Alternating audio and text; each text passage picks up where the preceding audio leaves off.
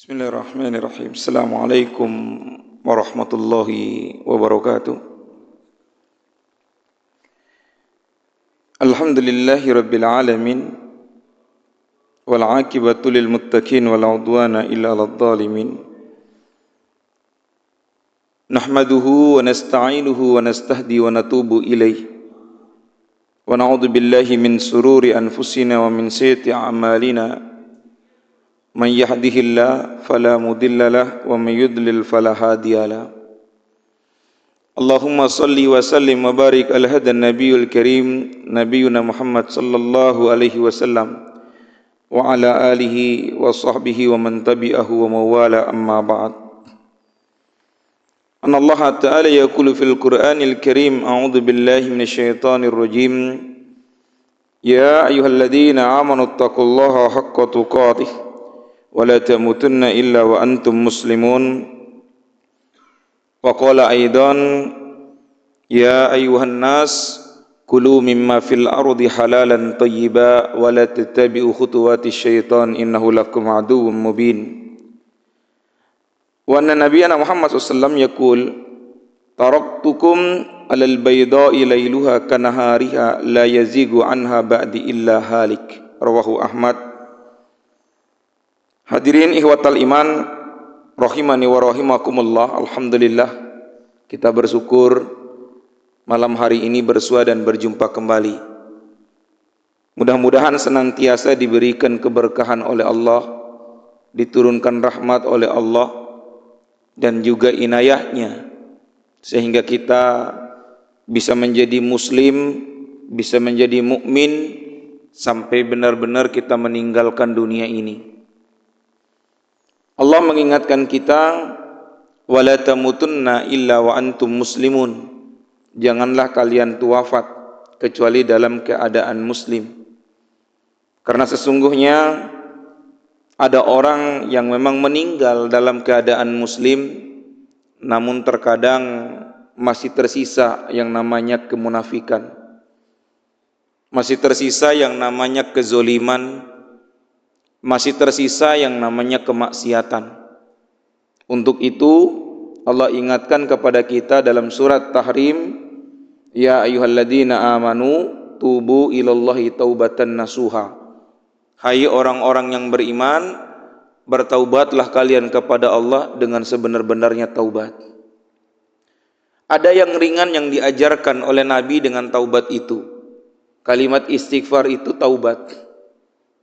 Tapi terkadang mulut mengucapkan istighfar, tapi amal-amal kita di luar dari istighfar, Pak. Kita mengucapkan astaghfirullahaladzim, tapi terkadang kita lupa kalau kita sudah taubat lalu mengulang lagi kemaksiatan. Tapi Allah itu maha baik. Diberikannya waktu 5 waktu. Subuh, zuhur, asar, maghrib, isya. Karena di antara sela-sela itu kita bisa bertaubat kepada Allah dengan sholat itu. Ikhwatal iman, malam hari ini kita akan bahas kembali Kitabul Jami dan sudah masuk ke bab yang ketiga. Judulnya adalah Babul Juhdi wal Wara. Bab tentang juhud dan wara, berlepas diri. Hadis ini ikhwatal iman tidak hanya ada di dalam Bulughul Maram, tapi hadis ini juga ada di dalam kitab Riyadhus Shalihin atau juga Arba'in An-Nawawi. Hadis ini mengingatkan kepada kita agar waspada dari hukum yang ketiga. Karena kita selalu mengingat ada yang halal, ada yang haram. Tapi kita lupa kalau di antara halal dan haram itu ada yang namanya subhat. Subhat itu samar, Pak. Makanan-makanan yang kita makan boleh jadi halal, boleh jadi haram. Tapi boleh jadi ada subhatnya, Pak. Kelihatannya halal. Hal itulah yang membuat nanti kata Nabi, kalau jatuh kepada hal yang subhat, itu jatuh kepada yang haram. Man waqa'a fi subhat, waqa'a fil haram. Lalu kemudian Nabi nanti memberikan contoh. Ikhwatal iman, Dalam Al-Quran surat Al-Baqarah Allah ingatkan tentang makan itu, baik secara umum maupun secara khusus. Secara umumnya kata Allah, ya ayuhan nas, itu dalam Al-Baqarah ayat 168. Ya ayuhan nas, kulu mimma fil ardi halalan thayyibah. Hai manusia, makanlah apa yang ada di muka bumi ini yang halal lagi thayyib. Lalu kemudian kata Allah, wala tattabi'u khutuwati syaiton, jangan ngikutin langkah-langkah syaiton. Nah, wala tattabi'u khutuwati syaiton itu bagian yang ketiga itu, Pak, subhat itu, Pak. Di pegawai kadang-kadang, Pak, mau PNS atau bukan PNS swasta, kelihatannya halal padahal haram. Kita nggak sadar dan itu masuk ke dalam diri kita. Lalu kemudian dalam hadis riwayat Imam Muslim, Rasul ingatkan kepada kita bagaimana Allah akan terima doanya sedangkan makanannya haram, minumannya haram, pakaiannya haram. Jadi wajar Allah itu enggak nerima doanya. Jadi jangan tanya kenapa Allah enggak terima doa. Tanyakanlah kepada dirimu, kenapa engkau tidak mau introspeksi diri. Jangan tanya ke Allah. Ikhwatal iman, kemudian di ayat berikutnya surat Al-Baqarah juga secara khusus Allah berikan, ya ayyuhalladzina amanu, hai orang-orang yang beriman, kulu min thayyibati ma razaqnakum, makanlah dari apa yang kami rezekikan kepada kalian. Baru kemudian di situ ada kalimat kunci, in kuntum iyyahu ta'budun. Jika kamu itu hanya kepada Allah menyembahnya. Artinya apa? Kita itu nggak bakalan makan yang subhat kalau bukan karena nafsu, betul kan? Gaji kita udah segitu, pas, Pak. Tapi kadang-kadang, Pak, digoda, Pak. Lo nggak mau nambah, lo ada nih kerjaan, nah itu kita nggak sadar.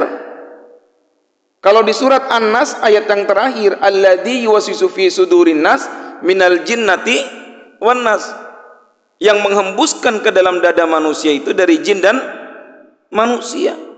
Apa yang dihembuskan? Sesuatu yang dilarang oleh agama tapi ternyata oleh nafsu disukai, itu yang masuk, Pak. Sehingga nanti kita ketemukan ayat yang menyebutkan, apakah kamu tidak mengetahui, tidak melihat orang yang menjadikan hawa nafsu sebagai Tuhannya? Kenapa orang itu nggak mau sholat, Pak? Dagang dulu. Karena dia bilang rezeki, nanti rezeki nggak ada yang beli. Padahal dia bilang rezeki itu dari Allah. Rezeki itu dari Allah katanya, tapi nggak yakin dia, Pak. Kenapa kamu belum nikah? Saya takut, Pak, karena saya miskin. Padahal Allah yang bilang dalam Al-Quran, yang bikin kita kaya itu Allah, Pak. Mungkin para hadirin juga bingung. Saya nggak bingung, Pak. Silakan lihat di depan, Pak, para pedagang banyak, Pak. Kenapa nggak kaya-kaya, Pak? Kenapa yang kerja di bank itu nggak kaya-kaya, Pak? Malah ketika dia di PHK harus bayar utang, Pak. Karena kekayaan yang ditunjukkan oleh mereka ke kita itu bukan kekayaan yang sebenarnya, tapi kekayaan yang melalui hawa nafsu. Apalagi zaman sekarang, Pak, HP iPhone bisa dikredit, mobil bisa dikredit, rumah bisa dikredit, kan begitu, Pak. Kata bapak kan kaya, padahal bukan kaya. Dia sedang menjolimi dirinya. Makanya Allah bilang dalam surat Al-Baqarah, wa ma dhalamuna walakin kanu anfusahum yadlimun. Kami enggak menjolimi kamu, tapi kamu yang menjolimi diri kamu sendiri. Yang kami larang kok kamu lakuin. Kami larang itu sebenarnya akan membuat kamu tersiksa. Akhirnya apa yang terjadi? Di PHK dari bank, harus membayar utang sekian ratusan juta. Ketika iman tidak ada di dalam dirinya, larinya enggak ke Allah, Pak, tapi larinya ke maksiat, Pak. Contohnya kayak kemarin, Pak, Gunung Kemukus, Gunung Putri, iya kan? Kan aneh jadinya. Semakin ke sana semakin rusaklah imannya, ibadahnya. Kalau sudah seperti itu ikhwatal iman, apakah keislamannya menjadi murni? Padahal kata Allah dalam ayat Al-Baqarah itu 28, ya ayyuhalladzina amanu udkhulu fisilmi kafah.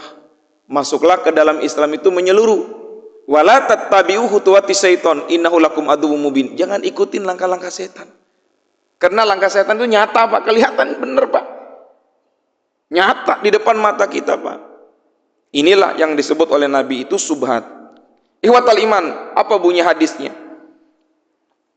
An Abdullah ibn Nu'man ibn Bashir radhiyallahu anhu maqala, dari Abi Abdullah bin Nu'man ibn Bashir, semoga Allah meridai keduanya, qala sami'tu Rasulullah sallallahu alaihi wasallam yaqul, saya dengar. Artinya Nu'man itu di situ, Pak. Dia dengar tuh, Pak. Apa yang disampaikan Nabi itu? Innal halal bayyinun. Halal itu jelas, Pak. Ini halal, Pak. Jelas nih, Pak. Yang di depan saya ini, Pak, halal, Pak. Semua kita akan tahu air ini halal, Pak. Karena bukan hamar, Pak. Wal haramu bayyinun. Haram itu jelas. Wa bainahuma mustabihat la ya'lamuhunna katsiran minan nas. Di antara halal yang haram ini ada yang subhat, yang samar. Contohnya apa, Pak? Air ini. Air ini, Pak. Ini kan saya disimpanin, Pak. Bukan dari rumah saya, Pak. Saya minum. Yang nyiapin air ini enggak ngizinin saya minum. Itu subhat, Pak. Walaupun Bapak baca bismillah. Karena belum diizinin, Pak. Bapak di rumah, kadang-kadang, Pak, minjam sapu. Ambil aja tuh sapu. Lalu kemudian nyapu. Pas orangnya udah datang, "Bang, minjam sapu ya." Kalau kata Al-Imam As-Singkiti, itu adalah subhat. Kalau sampai dia ridho, alhamdulillah. Kalau dia nggak ridho, itu jadi haram, Pak. Kadang-kadang kita, Pak, sering ngambilnya, bilangnya begini, minjam sapu ya. Ya, gue pinjemin. Padahal cuma dia sendiri yang ngomong, gue pinjemin. Udah dipinjemin katanya. Tasahul itu mempermudah sesuatu yang haram. Akhirnya jatuh kepada yang haram beneran. Makanya sampai Nabi bilang apa? Famanit takos subhat faqad istabara ali dinihi. Siapa yang jatuh kepada subhat, maka dia istabara lidinihi, menghancurkan agamanya, Pak. Karena agama itu kan ada sendinya, Pak.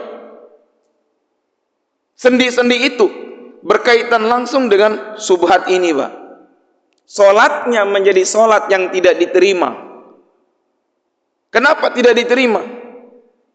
Karena sholat itu sendiri kan sama dengan doa, Pak. Yang tadi saya hadiskan, riwayat Imam Muslim, bagaimana Allah akan terima doanya kalau makanannya haram, minumannya haram, pakaiannya haram.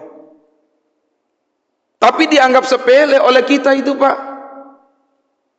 Dianggap sepele. Wa irdihi. Bukan cuma agamanya yang dirusak, tapi kemuliaan dirinya. Orang yang sering mengambil barang orang lain tanpa seizinnya, maka yang punya barang itu, Pak, merasa tersakiti, Pak. Kayak nggak ada yang punya saja, kan begitu, Pak.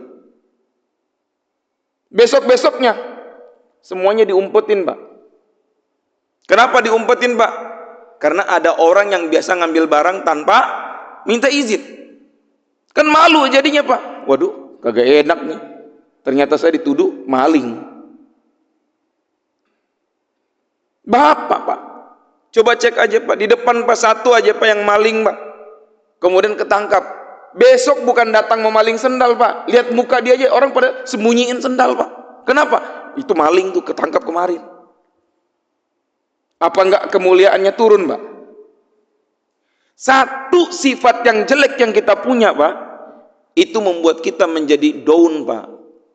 Kalau orang catat antum sebagai orang pendusta, maka antum turun Pak kemuliaannya. Orang nggak bakalan percaya sama antum. Kalau antum dicatat oleh orang sebagai orang yang khianat, orang tidak akan memberikan amanah kepada antum. Kenapa? Satu sifat khianat yang antum punya itu menurunkan kemuliaan.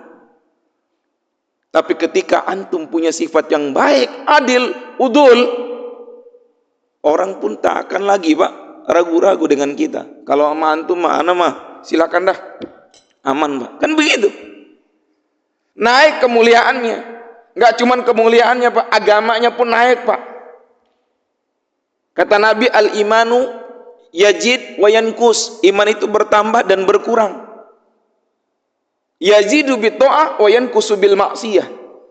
Nambahnya dengan ketaatan, berkurangnya dengan kemaksiatan Pak. Iman itu Pak.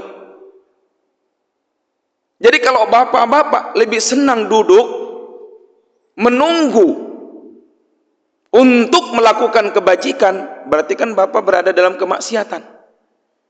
Padahal udah di depan mata Pak, maghrib sudah jamnya Pak, isya sudah jamnya Pak. Kadang-kadang kita nanti aja dah, rakaat terakhir dah.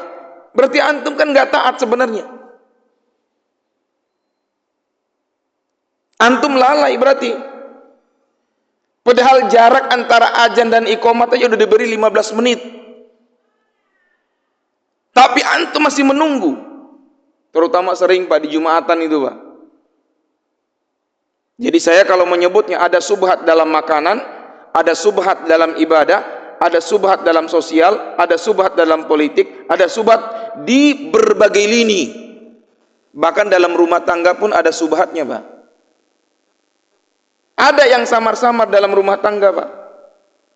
Contoh, ada uang abang disayang, nggak ada uang abang ditendang. Lo ngasih, gue beri. Lo kagak ngasih, gue kagak beri. Padahal suami istri. Kok kayak kontraktor? Padahal suami istri udah nggak ada omongan begitu Pak. Saya terima nikah dan kawinnya, berarti mulai hari itu saya adalah tanggung jawab suami saya, kata si istri. Si suami menjawab, saya punya kewajiban nafkahin istri. Selesai kan Pak? Tinggal pasang job description-nya Pak. Ini enggak. Mau ngapain? Minta, kagak ada. Orang duit aja belum dikasih. Memangnya harus dibayar Pak? Secara tidak langsung itu rusak Pak. Dan itu samar kelihatannya, oh baik-baik saja. Itu menormalisasikan sesuatu yang jelek dalam rumah tangga, rusaknya rumah tangga. Karena subhat-subhat kecil Pak. Kan subhat itu kecil Pak, nggak kelihatan Pak. Subhat itu samar Pak, nggak kelihatan Pak. Contoh, ihwatal iman. Di sini Nabi sendiri yang memberikan contoh. Waman waqa'a fis subhat waqa'a fil haram. Siapa yang jatuh kepada subhat, maka dia jatuh kepada yang haram. Karra'i yar'a haulal hima yusiku ayyarta'a fihi. Di sini diberi contoh seperti penggembala yar'a haulal hima, dia mengembalakan binatangnya di sekeliling rerumputan tuh Pak. Yusiku ayyaku'a fihi. Yusiku itu artinya apa Pak? Sebuah tempat yang jauh tapi di dalamnya itu ada rumput yang bagus. Kambing ingin dong. Sama nggak dengan manusia Pak? Sama kan? Ketika ada sesuatu yang bagus, kepingin kan? Gaji udah pas, temannya datang Pak, di tempat gue gaji gede, dia langsung keluar Pak, hasadnya Pak. Enak nu, gaji lo gede, gaji gue kecil banget. Bahasa yang dikeluarkan Pak, apa Pak? Merendahkan bosnya, betul Pak? Akhirnya rusak nggak Pak? Rusak nggak Pak? Rusak. Padahal yang namanya rezeki udah masing-masing Pak. Alhamdulillah dia dapat gede, pas saya dapat yang sekian. Tapi boleh jadi nanti Allah balik. Saya memang gaji sekian Pak, tapi dapat bonusnya. Ternyata dia nggak dapat bonusnya. Kita kadang nggak ada berpikir demikian Pak. Selalu itu subhat Pak. Sama seperti kambing yang dicontohkan oleh Nabi, yang dia lihat ada kebun, yang kambing kagak tahu Pak itu halal apa haram Pak. Mana ada Pak hukum itu sama kambing? Enggak ada Pak. Yang kambing tahu itu adalah rumput Pak. Lalu kemudian masuk ayyar ta'afihi ala wa inna likulli malikin hima ala wa inna himallahi maharimu. Lalu kemudian penggembala tadi melihat penggembalaannya ternaknya sekitar tanah larangan yang hampir menjerumuskannya. Lalu kemudian kata Rasulullah, ala wa inna himallahi maharimu. Ingatlah, ketahuilah, setiap raja memiliki tanah larangan. Lalu kemudian ala wa inna fil jasadi mudghah. Ingat, di dalam jasadmu ada segumpal daging. Idza saluhat saluhal jasadu kullu. Kalau segumpal daging itu baik, maka baik semua. Kalau buruk, wa idza fasadat fasadal jasadu kullu. Kalau buruk, buruk semua. Ala wahiyal qalbu. Ingat, segumpal daging itu adalah hati, Pak. Jadi yang menyebabkan subhat itu hampir ke kita, Pak, mampir, Pak, itu karena hati kita, Pak, yang selalu terpaut. Dan pada akhirnya kita terjerembab seperti kambing tadi. Yang kambing itu tidak tahu kalau itu haram, karena memang tidak ada hukuman syariat untuk kambing. Hukuman syariat itu untuk manusia, Pak, karena manusia diciptakan dengan akalnya, diciptakan dengan fitrahnya. Beda dengan kambing, Pak. Nggak ada kambing yang nyerupain manusia, Pak. Yang ada itu manusia menyerupai kambing. Gitu, Pak. Nggak ada, Pak, yang namanya kerbau nyerupain manusia. Nggak ada, Pak. Yang ada manusia nyerupain kebo. Nggak tahu, Pak, binatang-binatang itu, Pak. Makanya kalau kita buka surat Al-A'raf ayat 179, Allah mencontohkannya apa, Pak? Binatang, Pak. Kenapa kita masuk ke dalam neraka itu, Pak? Allah contohkan apa, Pak? Bahwa kita sama dengan binatang. Walaqad jara'na li jahannama katsirum minal jinni wal insi lahum qulubun la yafqahuna biha wa lahum a'yunun la yubsiruna biha wa lahum adanun la yusma'una biha ulaika kal an'am bal hum adall. Kami masukkan mereka ke dalam neraka jahanam dari jin dan manusia. Lalu kemudian kenapa? Lahum qulubun la yafqahuna biha. Mereka punya hati tapi tidak punya perasaan, Pak. Orang yang senang dengan subhat, Pak, nggak ada punya perasaan, Pak. Nggak apa-apa sedikit ini. Pernah dengar nggak, Pak, kalimat itu, Pak? Yang kadang-kadang buat kesehatan juga, yang kadang-kadang buat makan minum juga, kan begitu. Nggak apa-apa sedikit ini. Halal kok halal, tenang aja, gue tanggung jawab. Berani tanggung jawab di hadapan Allah. Dosa subhat itu lebih gede, Pak, dosanya, Pak. Besar, Pak. Maka oleh karena itu, ikhwatal iman rahimani wa rahimakumullah, dalam hal ini kita dapatkan faidahnya. Apa faidah daripada hadis tersebut? Apa kandungannya? Yang pertama, halal itu hukumnya jelas dan terang. Status kehalalannya tidak ada samar, Pak. Contohnya roti. Roti itu halal, Pak.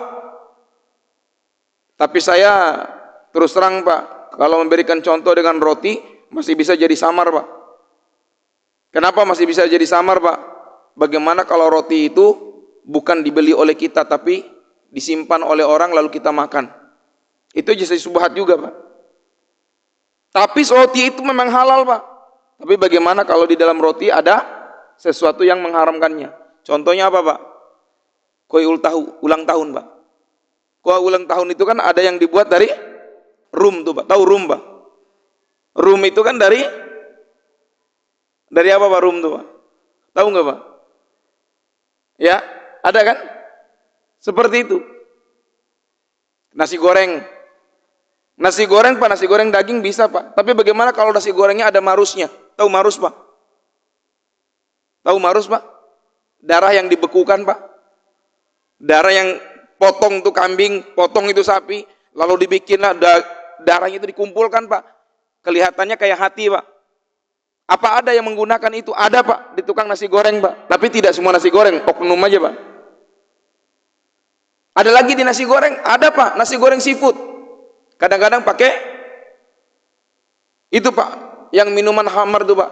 Kalau bahasanya ciu Pak, ciu. Yang sampai apinya menyala tuh Pak. Pernah lihat Pak? Yang kalau digoreng nyala tuh apinya Pak. Masih belum paham Pak. Ada lagi Pak, masih banyak Pak kalau saya mau nyebut. Kadang-kadang Pak, oh enak itu lihat apinya sampai padahal di dalamnya tuh ada khamar Pak, ada alkoholnya. Kata Nabi, qalilun au katsirun haram. Sedikit atau banyak dari khamar itu adalah haram. Oke lah kagak memabukkan katanya. Tapi kan kalau kena penyakitnya gimana Pak? Penyakit khamar itu Pak, liver Pak. Orang yang senang minum khamar itu liver Pak, perutnya gendut Pak, kelihatan pucat hitam mukanya Pak. Itu penyakit liver Pak. Jadi agama itu ingin supaya kita ini sehat, nggak cuma sehat ibadahnya, tapi sehat juga jasadnya. Tapi kita yang merusaknya Pak. Karena merasa enak Pak dimakan Pak, padahal enggak.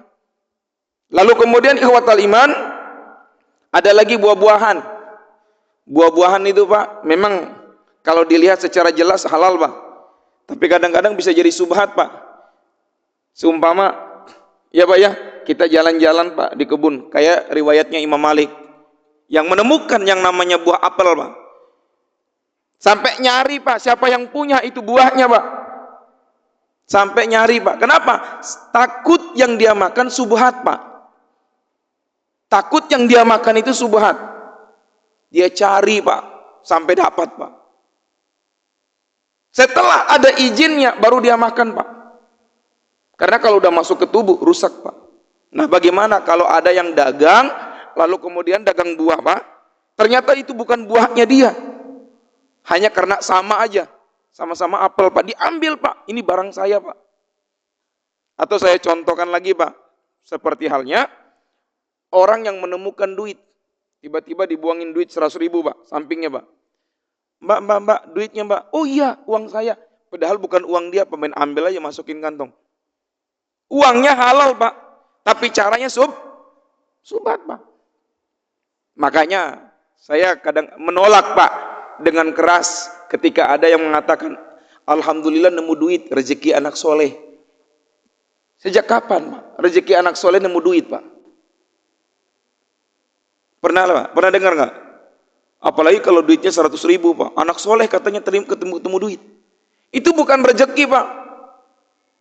Kalau dalam bahasa barang temuan namanya lukotoh. Yang namanya lukotoh barang temuan itu barang haram Pak kalau dimakan Pak. Dan dia orang yang mengambilnya, kalau kata Imam Syafi'i harus nunggu sampai 1 minggu. Imam Malik 1 bulan. Imam Ahmad 2 minggu. Nunggu di situ Pak, megang duit itu Pak. Karena itu barang lukoto, barang temuan, bukan barang pribadi Pak. Makanya kalau ketemu duit, biarin aja orang ambil Pak. Jangan bapak yang ngambil. Karena kalau bapak yang ngambil, siap nggak menanggung hukumannya?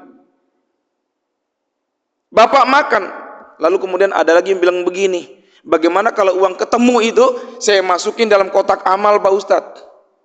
Kan ada yang begitu, daripada diambil orang, masukin kotak amal. Pertanyaan saya, apa hak Anda memasukkan ia ke kotak amal? Apa haknya Pak? Kalau bukan haknya, jangan masukin kotak amal. Tapi kalau Anda berani bertanggung jawab dengan uang yang dimasukkan ke dalam kotak amal tadi, tiba-tiba yang punya uang itu cari Pak, lalu kemudian bapak bilang, oh uangnya saya udah masukin kotak amal, dia redo, alhamdulillah. Tapi kalau dibilang saya mau beli obat, bapak siap menggantikannya? Kalau siap menggantikannya monggo Pak, tapi kalau enggak, itu yang jadi problem Pak dalam masalah subhat. Kedua, semua yang haram juga sangat jelas. Contohnya adalah mengkonsumsi daging babi, ya Pak. Memang daging babi haram, Pak. Atau secara jelas dalam surat Al-Baqarah itu, hurrimat alaikumul maitata waddama wa lahmal khinjir wa ma uhilla bihi li ghairillah. Faman iturra ghaira bagi wala 'adin fala itsma 'alaih innallaha ghafurur rahim. Kalau di belakang itu adalah rukhsah. Faman iturra itu bicara tentang orang yang dalam keadaan darurat. Tapi mulai lihat dari asalnya, yang namanya darah itu haram.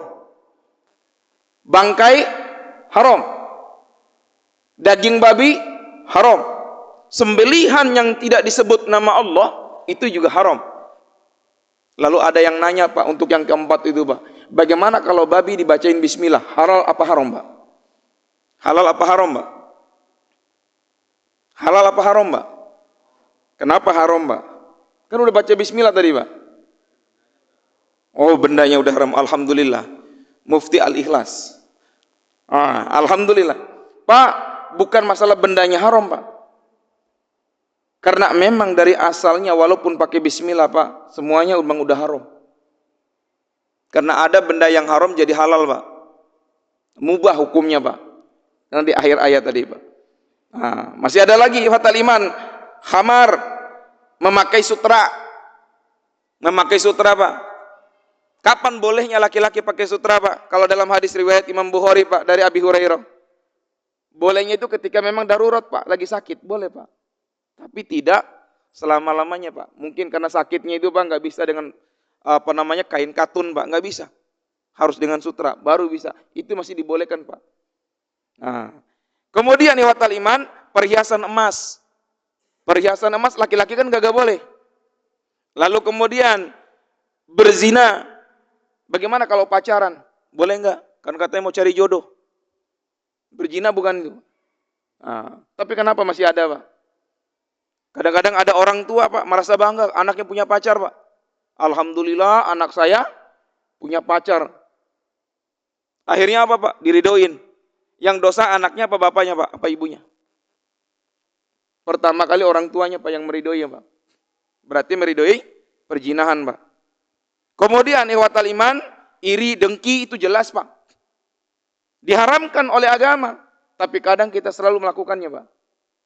Iya kan? Sering kita lakukannya, Pak. Nah, yang ketiga yang saya bilang tadi, Pak, selain halal dan haram itu ada bagian hukum yang samar-samar, Pak. Sebab yang pertama, adanya kontradiksi antara satu dalil dengan dalil yang lain yang tidak ada kemungkinan untuk dipersatukan. Namanya thoriqatul jam'i, Pak. Kalau dalam hukum itu istinbat hukum, Pak, ada yang disebut dengan thoriqatul jam'i. Menggabungkan dua hal kelihatan berbeda agar supaya lihat jelas, Pak. Itu namanya seperti itu, Pak. Kemudian iwatal iman, yang kedua, sebab kedua adalah perbedaan pendapat di kalangan ulama yang saling bertolak belakang. Dalam perkara ini, maka menjadi haknya para muqallid. Contohnya iwatal iman, anjing itu haram, betul, Pak? Kalau di mazhabnya Syafi'i, yang namanya anjing, Pak, semuanya.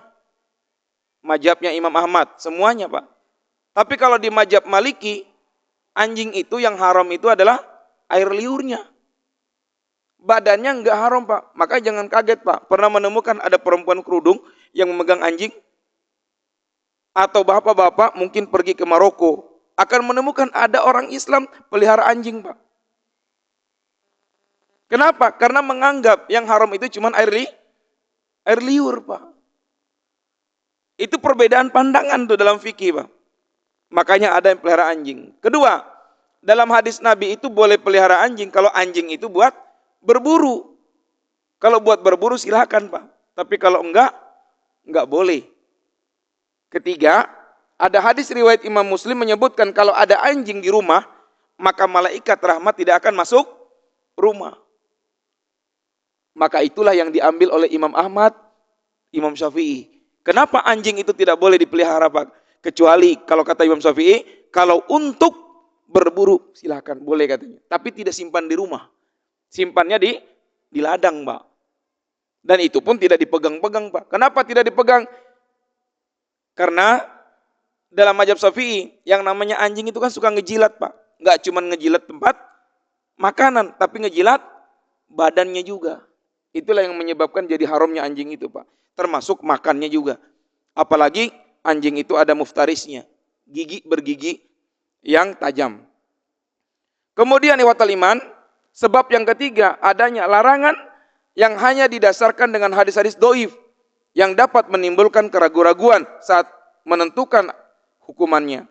Kemudian yang keempat, sebab semua perkara yang bersifat makruh, hal ini memang merupakan sarana paling cepat untuk terjerumus kepada sesuatu yang haram. Jadi, ini kan cuma makruh doang. Ada Pak ya?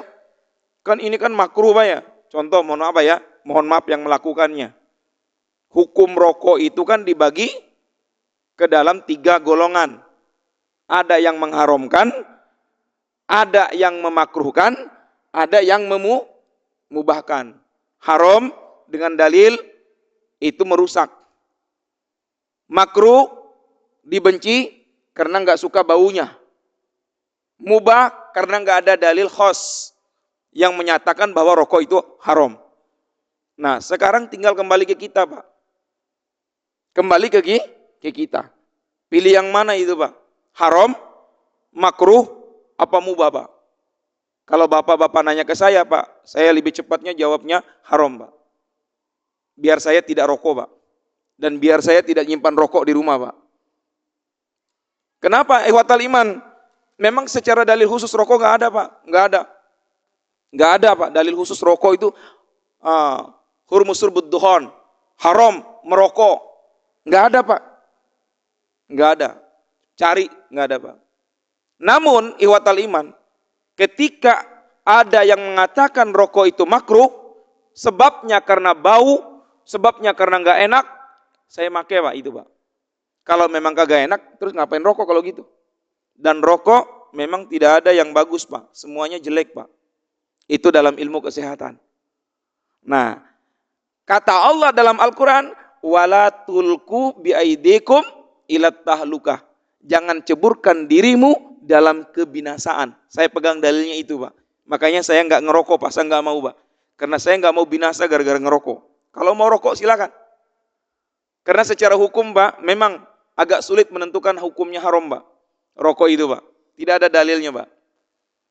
Kemudian yang kelima, yang terakhir, ikhwatal iman, perkara yang mubah namun dikhawatirkan ia akan dapat menjerumuskan pelakunya kepada semua yang diharamkan. Contohnya poligami. Poligami itu hukumnya adalah sunnah ya, Pak ya. Nah, karena mengambil Nabi itu poligami. Abu Bakar poligami, Utsman poligami, Umar poligami, Ali enggak. Pas setelah katanya Pak, setelah Fatimah meninggal katanya baru menikah lagi Ali. Saya juga belum dapat riwayatnya, Pak. Nah, baik ikhwatal iman, Nabi poligami setelah Khadijah meninggal. Sebelum Khadijah meninggal, apakah Nabi poligami? Kan tidak, Pak ya. Maka ada ulama yang menghukumi poligami itu adalah jaiz, Pak, mubah. Bukan sunnah, Pak. Kedua, poligami itu kalau dilihat dari ayat Al-Qur'an, Pak, ya, Pak ya. Fankihu matobalakum minan nisa'i matna wa sulasa wa ruba. Jelas, Pak? Nikahilah oleh kalian perempuan itu 2, 3 dan 4. 2 atau 3 atau 4. Tapi, Pak, fa in khiftum alla ta'dilu fawahidah. Orang yang poligami itu, Pak, kadang nggak punya rasa khawatir, Pak. Pokoknya saya ngambil 2, Pak. Padahal Allah menyebutkan fa in khiftum alla ta'dilu.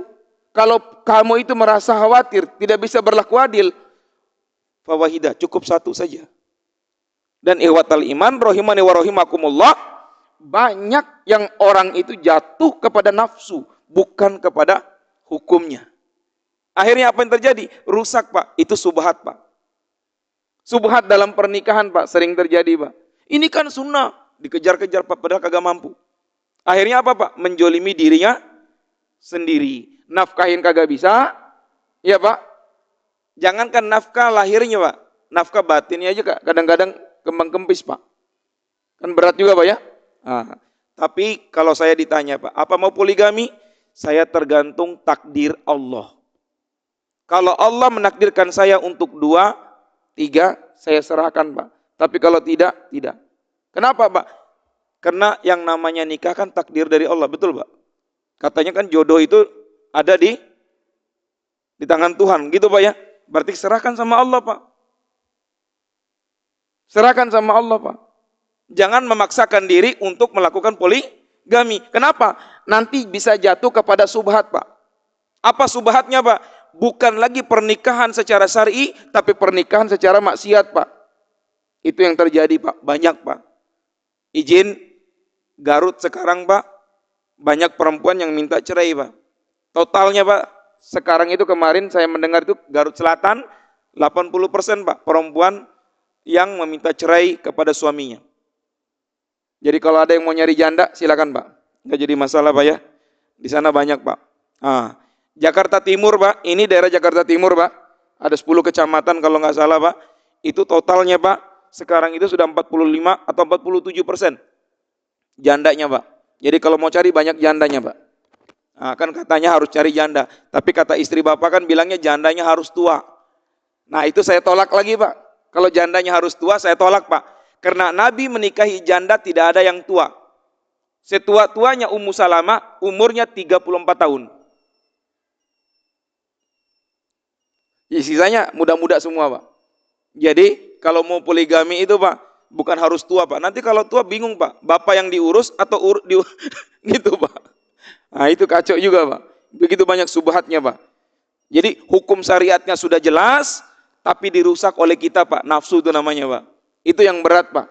Dalam makan, dalam minum, dalam pernikahan, dalam hubungan sosial, sering yang namanya subhat itu terjadi. Ikhwatal iman, karena waktu Isya sudah datang, sudah tiba Pak. Mungkin ada yang mau bertanya dulu, saya berikan 1 atau 2 pertanyaan. Silakan Pak. Monggo Pak.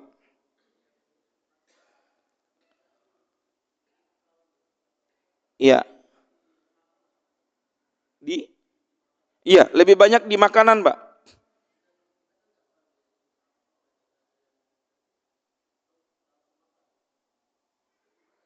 Ya, kalau itu sudah menjadi kebiasaan Pak, maka tidak masalah Pak. Contoh, ada fatwa pernah terjadi ditanya oleh salah seorang mahasiswa di Madinah kepada si Singkiti. Apakah haram orang yang memakan belum bayar? Apa dia jawab? Haram, karena belum bayar, belum ada akadnya. Barang itu udah boleh dimakan kalau udah ada akadnya. Namun beliau bilang, kalau sudah menjadi kebiasaan ada, maka itu sudah tidak ada dosa. Lari ke kaidah nanti pakai kaidah fikih Pak. Bahwa adat itu menjadi al-adatu al-muhakkamah. Disebabkan ada kebiasaan Pak, maka itu menjadi hukum. Makanya di Indonesia Pak, orangnya pada makan dulu kan, baru bayar. Kalau secara melihat lahiriahnya Pak, itu subhat Pak. Karena belum ada akadnya, Bapak udah ambil aja. Udah makan aja. Yang namanya jual beli kan bayar dulu. Tetapi karena udah menjadi kebiasaan, lari kaidah fikihnya Pak. Al-adatu al-muhakkamah. Disebabkan kebiasaan maka menjadi hukum Pak. Gitu Pak. Ya Pak ya? Oke, ada satu lagi? Oh, ya Pak.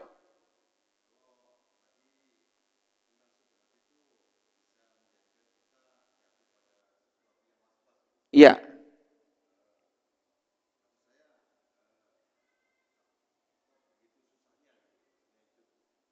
Iya.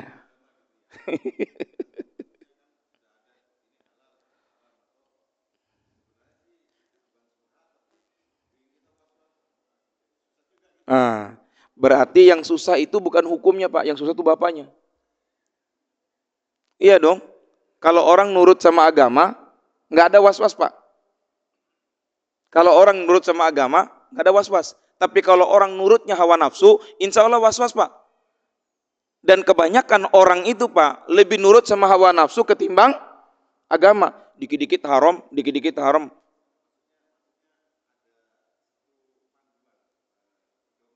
Iya, iya, iya. Oh, babi hutan lagi Pak ya. Berarti kan ada, bagaimana kalau babinya babi ternak? Kan gitu Pak. Oh, babi rusa. Oh, babi rusa berarti cloning Pak. Itu subhat Pak. Pernah dengar mungkin Pak, sapi yang dikloning sama babi yang waktu itu terkenal itu Pak ya? Yang katanya dari Austria itu. Itu halal apa haram kan sempat di ini Pak. Itu termasuk Pak. Salah satu contohnya begini Pak. Contohnya begini. Bapak ketika diuji spermanya ternyata nggak bisa membuahi. Tapi istri Bapak ovumnya bagus. Bapak pingin punya anak. Minta ke Bapak yang di samping. Pak, bagi spermanya dong. Terus spermanya Bapak ini digabung Kayak ofumnya istri bapak. Anak itu anak bapak apa anak bapak ini?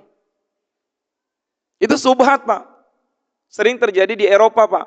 Berapa banyak, Pak, anak itu yang bukan anak bapaknya. Bahkan pernah tertulis tuh, Pak, 135 orang bukan anak kandung. Itu dari satu bapak, Pak, karena ada pendonor sperma. Di Eropa itu ada pendonor sperma, Pak. Dan kalau di situ sudah rusak, Pak, maka akan rusak kesananya, Pak. Contoh, Pak, rusaknya, Pak. Pembagian warisan jadi rusak, Pak. Kan bukan anak kandung. Kedua, kalau itu anak perempuan, maka anak perempuan itu nggak boleh diwaliin oleh bapaknya. Yang dimana saat ini dia bersama. Karena bukan bapak kandungnya. Nggak boleh yang bukan bapak kandung. Jangankan bapak kandung, Pak, yang menjinahi ibunya, kemudian setelah hamil baru dinikahi. Kan nggak boleh juga. Sebenarnya nggak rusak. Tapi dibikin rusak oleh nafsu, Pak. Kita lebih condongnya kepada nafsu ketimbang kepada syariat. Oke, Pak. Iya. Oh, Cina, oke.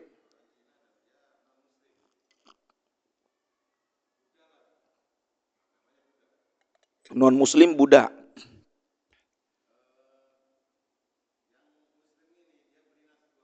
Iya. Iya.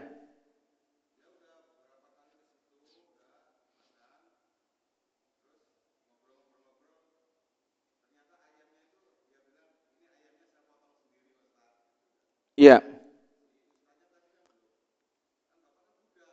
Mm-mm. Baik.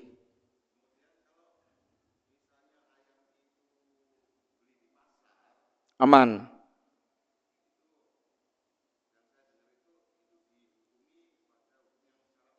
Secara umum, iya. Sempat terjadi itu, Pak.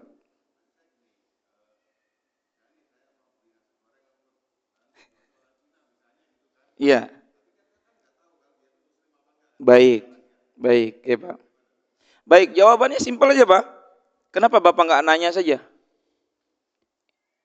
Bahannya pakai apa? Ayam. Ayamnya dipotong Bapak atau dipotong oleh pemotong? Al-Quran kan nyuruhnya begitu. Fas'alu ahla dzikri in kuntum la ta'lamun. Tanyakanlah kepada ahli ilmu kalau kamu nggak tahu. Atau yang kedua ayatnya, in ja'akum fasikun binaba'in fatabayyanu. Kalau datang kabar yang fasik, maka diperjelas. Kebanyakan kita pingin makan. Sehingga akhirnya lahirlah oleh MUI ditulis, Pak, ada program halal. Kan begitu, Pak? Maka sekarang ada banyak, Pak, penjual Cina, ya Pak, karyawannya muslim, Pak, tertulis, Pak, ada label halalnya, Pak. Jangankan di Indonesia, Pak. Saya pergi ke Amerika, saya pergi ke Jepang, Pak. Itu ada label halal, Pak. Saya masuk, Pak. Karena ada label halal. Itulah yang membuat kita menjadi mudah tahunya itu, Pak. Kedua, tanya, Pak, sama yang punya, Pak. Sama yang punya. Kalau di Jepang itu, kalau ditanya, that is pork? Nanti dijawab, yes, it's pork. Pasti enggak. Muslim, ya Muslim. Enggak dikasih sama dia, Pak. Enggak dikasih, Pak. Kalau itu pork. Tahu pork, Pak, ya? Babi, Pak. Kan biasanya kan orang Jepang makannya babi juga. Korea makannya babi juga, Pak. Jelas, Pak, sebenarnya pada Islam itu, Pak. Boleh kita makan di tempat ahli kitab, Pak. Boleh. Nanti kalau dilihat surat Al-Maidah itu, Pak, ada, Pak. Sembelian ahli kitab tuh. Tapi ada ketentuannya. Ada ketentuannya, Pak. Jadi, ikhwatal iman, jika ingin makan di tempat yang dimana pemiliknya adalah bukan muslim, tapi pegawainya muslim, maka pertama kali lihat ada label halal enggak? Kalau enggak ada label halal, mundur, Pak. Satu. Kedua, kalau memang masih mau makan di situ, Pak, tanya. Contohnya kayak di PIK, Pak. Saya kalau makan di PIK, ada tuh mie apa namanya tuh? Mie yang punya orang Cina tuh, Pak. Itu yang bikin, Pak, raciknya orang Cina, salib di dadanya, Pak. Salib di dadanya. Saya tanya, kok ini halal apa enggak? Malah dia senang. Baru kamu doang yang nanya halal apa enggak. Ini babi semua di sini. Saya keluar, Pak. Senang dia ditanyain, Pak. Jadi harus ditanya, Pak. Jangan karena, aduh enak rame ini. Kadang-kadang kagak mau, Pak. Contohnya juga ada di Glodok, Pak. Pakai kerudung, makan di tempat orang Cina, ternyata di dalam babi. Contohnya kayak di Bandung juga, Pak. Masih ingat, Pak, ya? Bakso yang digoreng itu? Ternyata dari babi Bandung yang jualnya pakai kerudung. Lupa Pak ya? Ada di berita Pak. Itu akibat dari apa Pak? Tidak peduli dengan syariat. Syariat disuruh nanya, ini barang mana nih? Barang apa ini? Halal apa enggak? Itu haknya pembeli Pak. Apalagi muslim, gitu Pak ya. Nah, jadi kalau makan di warungnya Cina, apalagi budak tadi kan katanya begitu, ya Pak ya, nanya dulu Pak. Tanya dulu. Atau saya kalau makan di Mangga Besar Pak, Mangga Besar itu Pak, kalau lagi ngisi kajian, saya sering makan di sana Pak. Ada warung Cina punya Pak, seafood Pak. Saya tanya sama ciknya, Cik, ini jual begini, yang makan banyak yang muslim. Halal Pak, tenang aja Pak. No, yang beli barangnya Pak, yang beli ikan no, yang beli ayamnya no, yang beli lelenya no. Saya cuma punya uang, punya warungnya Pak. Saya tenang Pak. Karena chefnya juga muslim Pak. Malah senang kalau ditanya. Gitu Pak. Baik Pak ya. Jadi intinya ihwatal iman, supaya tidak terjadi hal-hal yang tidak diinginkan, maka kembalilah. Dengan bertanya, jangan malu. Kalau dalam bahasa pepatah mengatakan, malu batanyo, sesak di jalan. Terima kasih. Hadanallahu wa iyyakum ajmain. Assalamualaikum warahmatullahi wabarakatuh.